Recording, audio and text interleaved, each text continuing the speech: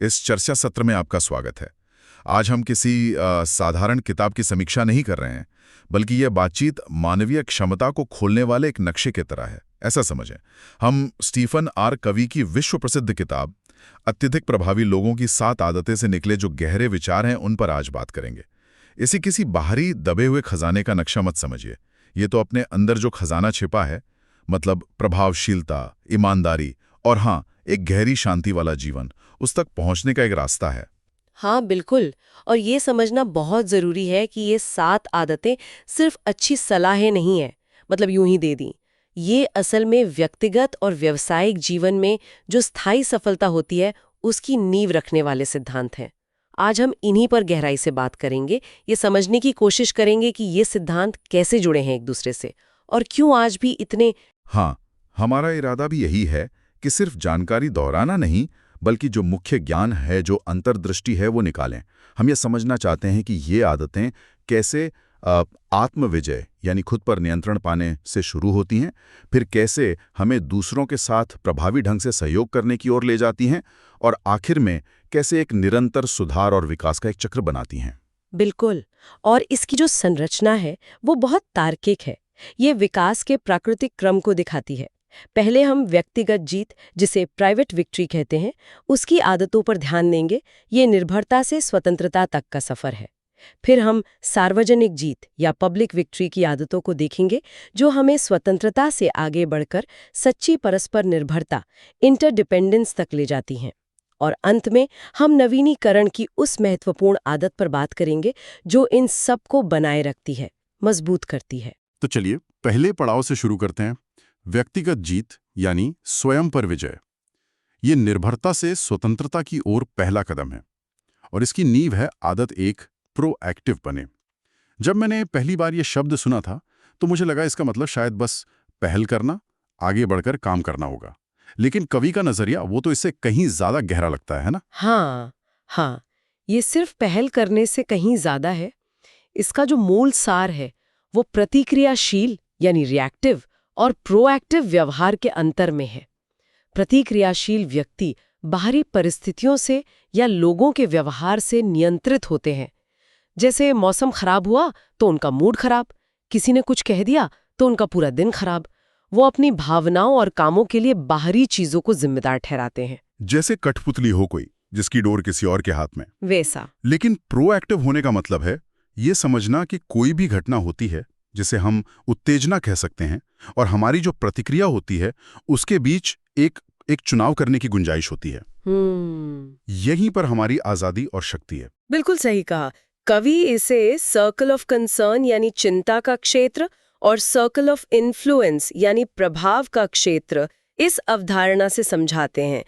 प्रतिक्रियाशील लोग अपना समय और ऊर्जा चिंता के क्षेत्र की उन चीजों पर लगाते हैं जिन पर उनका कोई कंट्रोल नहीं होता, जैसे दूसरों की कमजोरियां, सरकार की नीतियां या हालात।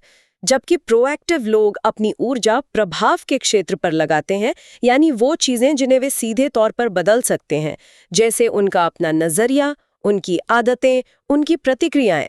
ये तो एक बड़ा मानसिक बदलाव है। मतलब ये कहना कि मुझे गुस्सा आ गया के बजाय ये महसूस करना कि मैंने गुस्सा होने का चुनाव किया। ये सिर्फ पॉजिटिव थिंकिंग नहीं है, ये तो अपनी जिंदगी की लगाम पूरी तरह अपने हाथ में लेना है। एकदम सही। ये अपनी प्रतिक्रियाओं की जिम्मेदारी लेना है। और इसी मजबूत नींव पर टिकी है दूसरी आदत, अंत को ध्यान में रखकर शुरुआत करें। Begin with the and in mind. ये आदत मुझे हमेशा सोचने पर मजबूर करती है। कवि का वो सवाल कि आप क्या चाहेंगे कि लोग आपके अंतिम संस्कार में आपके बारे में क्या कहें, ये पहली बार में थोड़ा विचलित कर सकता है, पर असल में ये जीवन में स्पष्टता और दिशा के महत्व को दिखाता है। हाँ, ये कोई निराशावादी सवाल नहीं है, बल्कि एक बहुत शक्तिशाली मानसिक व्यायाम है। इसका मतलब है अपने जीवन का जो अंतिम लक्ष्य है, अपने सबसे गहरे मूल्य है और आप असल में क्या बनना चाहते हैं, इसे साफ साफ तय करना। फिर हर दिन, हर फैसला, हर काम उसी अंतिम लक्ष्य की कसौटी पर कसना। अगर हमें अपनी मंजिल ही नहीं पता तो हम कितनी भी तेजी से दौड़ें, गलत दिशा में जा सकते हैं, जैसे कि गलत दीवार पर टिकी सीढ़ी पर चढ़ना। तो इसका व्यवहारिक तरीका क्या है? लक्ष्य कैसे साफ करें? कवि व्यक्तिगत मिशन स्टेटमेंट बनाने का सुझाव देते हैं। Personal mission statement. ये आपके जीवन का एक तरह से लिखित संविधान या दर्शन होता है, जिसमें आप तय करते हैं कि आपके लिए सबसे ज़रूरी क्या है, आपके मूल सिद्धांत और मूल्य क्या है। ये एक गाइड की तरह काम करता है, खासकर जब मुश्किल या ज़रूरी फैसले लेने हों। ये पक्का करता है कि आपके काम आपके गहरे इरादों के साथ चलें। अच्छा, तो आदत 1 ने हमें अपनी प्रतिक्रिया चुनने की शक्ति दी और आदत 2 ने हमें दिशा और मंजिल दिखाई। अब समझ आता है कि तीसरी आदत क्यों जरूरी है। पहली चीजों को पहले रखें, पुट फर्स्ट थिंग्स फर्स्ट। ये आदत 1 और 2 को जमीन पर उतारने जैसा है ना? ये सिर्फ टाइम मैनेजमेंट से तो ज्यादा है। निश्चित रूप से ये आदत 1 यानी प्रोएक्टिव होने की इच्छा शक्ति और आदत 2 यानी लक्ष्य और मूल्य, इनका असल कार्यान्वयन है। यहाँ कवि प्रसिद्ध टाइम मैनेजमेंट मैट्रिक्स का परिचय देते हैं, जो कामों को तात्कालिकता यानी अर्जेंसी और महत्व यानी इम्पोर्टेंस के आधार पर 4 हिस्सों क्वाड्रेंट्स में बांटता है।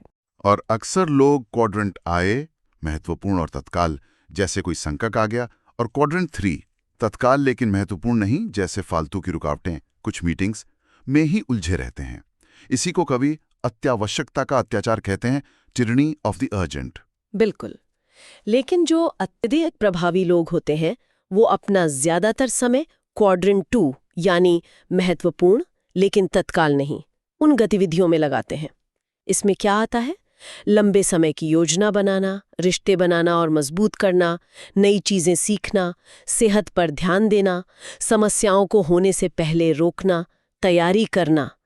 ये वो काम है जो अक्सर पीछे धकेल दिए जाते हैं क्योंकि वे तुरंत जरूरी नहीं लगते, पर असल में यही हमारे जीवन की गुणवत्ता, प्रभावशीलता और संतुलन की चाबी है।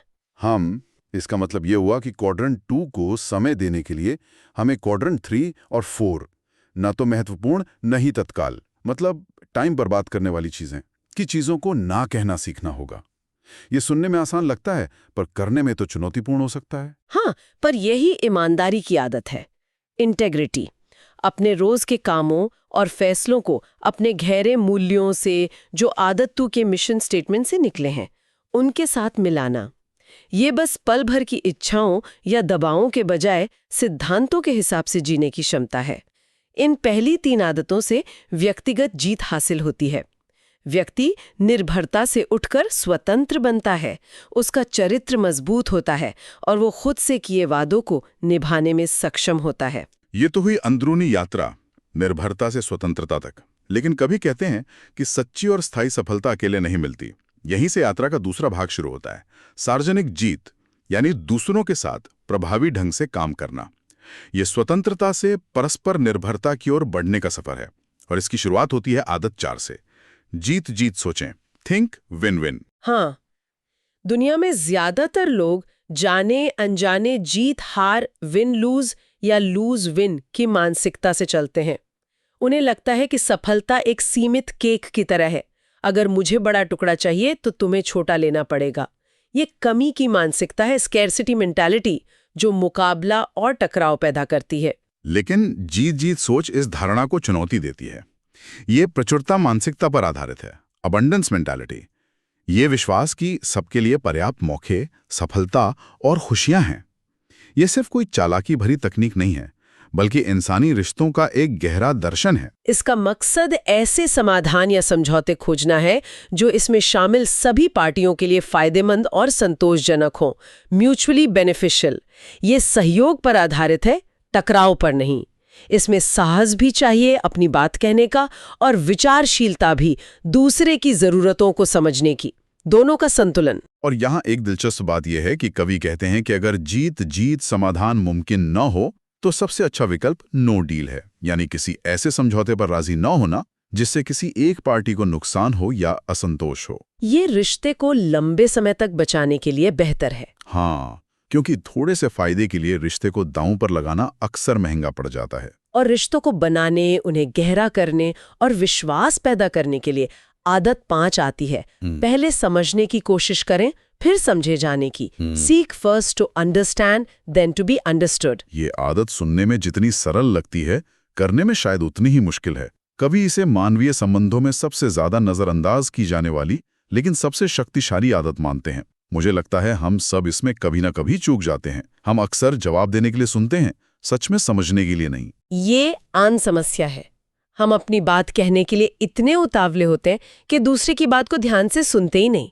हम अक्सर अपनी आत्मकथा, अपने अनुभवों और अपने नजरिए के फिल्टर से ही सुनते हैं।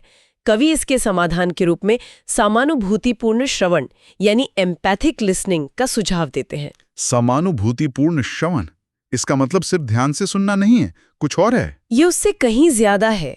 इसका मतलब है दूसरे व्यक्ति के दृष्टिकोण को, उसकी भावनाओं को, उसके संदर्भ को वास्तव में समझने के इरादे से सुनना।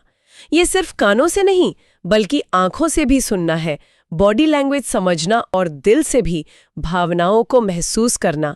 जब तक दूसरा व्यक्ति यह महसूस न करे कि उसे सच में समझा गया है, तब तक सलाह देना या मूल्यांकन करना या अपनी बात रखना वो असरदार नहीं होता। हाँ, जब कोई हमें सच में सुनता और समझता है तो ये रिश्ते के भावनात्मक बैंक खाते में एक बहुत बड़ा डिपॉजिट होता है। ये विश्वास की मजबूत नींव रखता है। बिल्कुल, और इसी विश्वास और आपसी समझ की मजबूत नींव पर ही छठी आदत मुमकिन हो पाती है।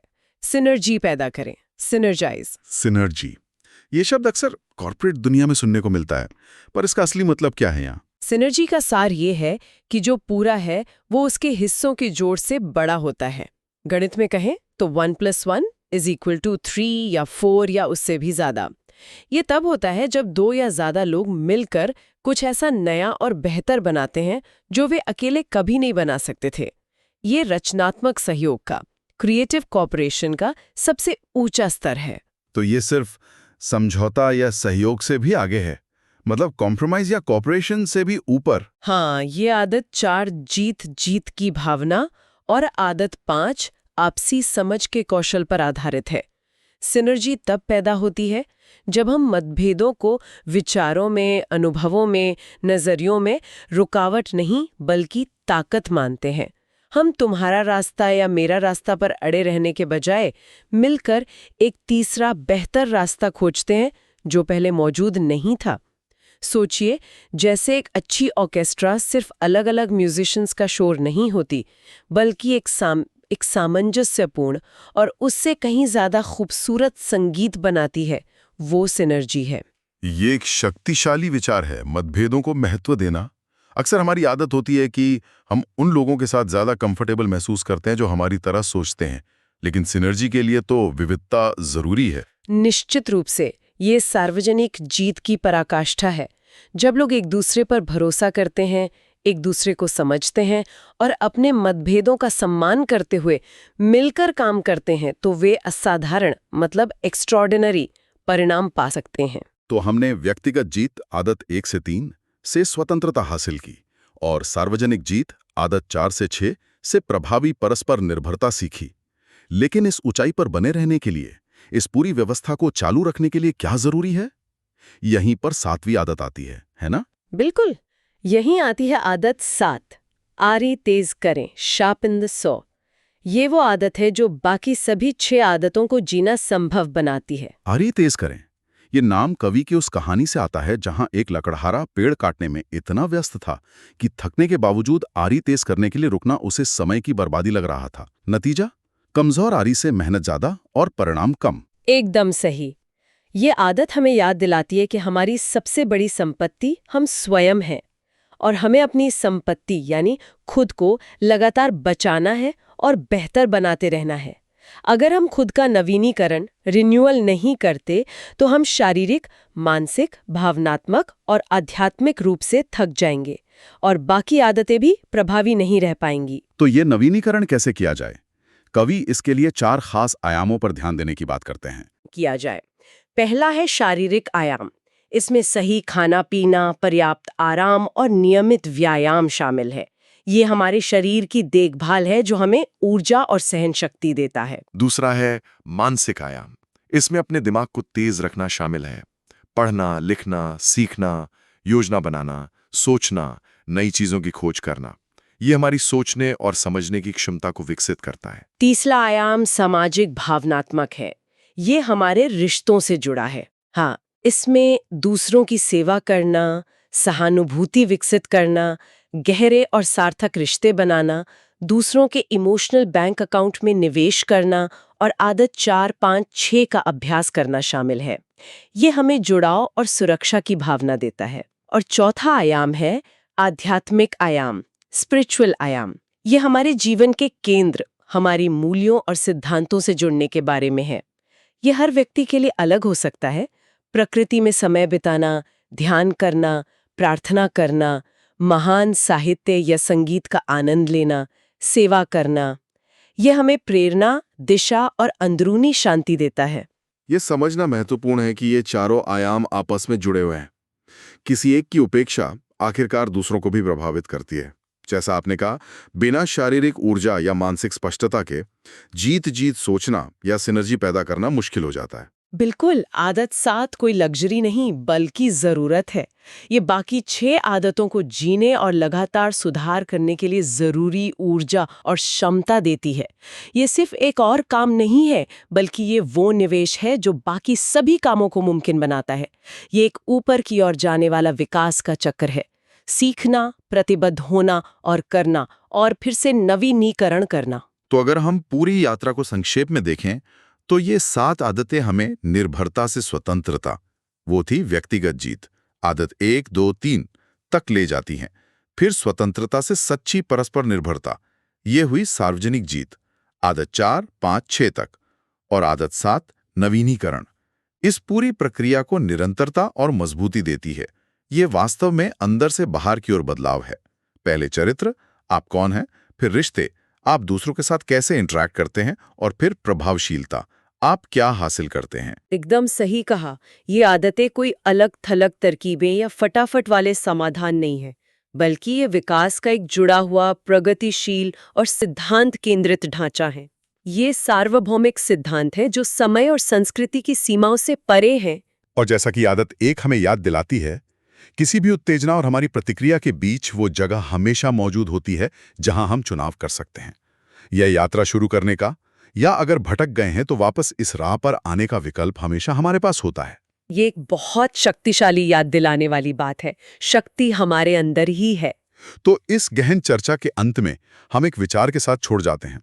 चूंकि आदतें एक दूसरे पर आधारित हैं और आदत 7 आरी तेज करना बाकी सभी को संभव बनाती है और सशक्त करती है, तो आदत 7 के उन 4 आयामों, शारीरिक, मानसिक, सामाजिक, भावनात्मक और आध्यात्मिक में से कौन सा आयाम ऐसा महसूस होता है जो इस समय अन्य सभी आदतों की नींव को मजबूत करने के लिए सबसे महत्वपूर्ण शुरुआती बिंदु हो सकता है? इस पर चिंतन कीजिएगा।